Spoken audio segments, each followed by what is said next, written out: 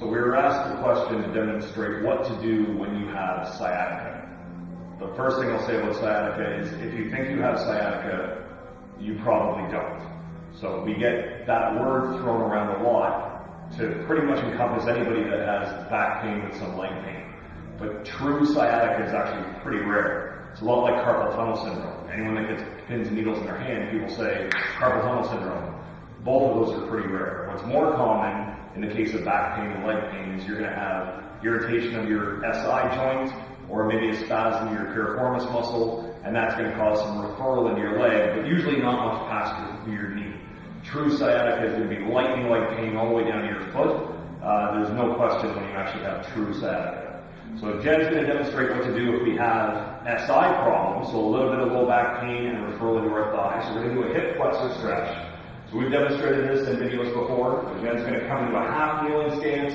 She's going to get really tall to her spine, and she's going to flatten out the curve of her back. So she's going to tilt her pelvis. She's actually going to feel like she's contracting her left glute. And where do you feel this stretching up?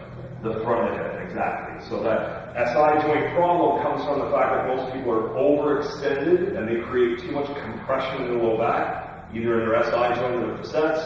So that's why we're very cautious of trying to create that tilt of our pelvis when we do this stretch, so we can get a good hip flexor stretch and open up and release the tension in the low back. It may not be intuitive that I'm going to stretch out the front of my hip to fix a low back problem, but this is arguably the most important stretch we can do when we have low back pain.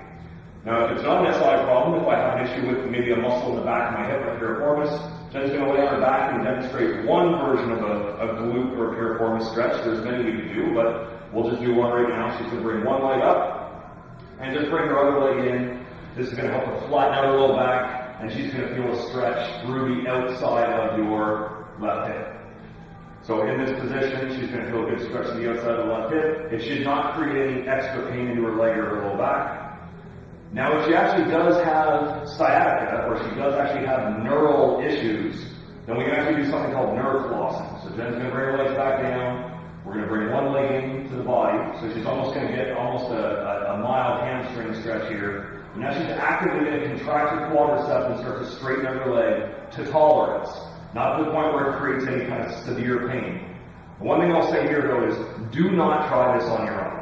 This is only something I would do if it was prescribed to me after an assessment.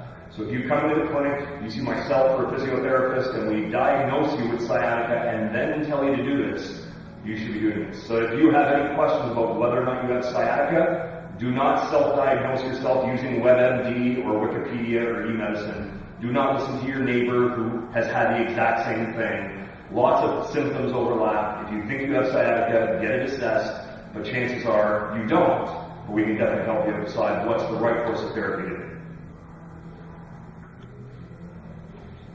Okay. Cool.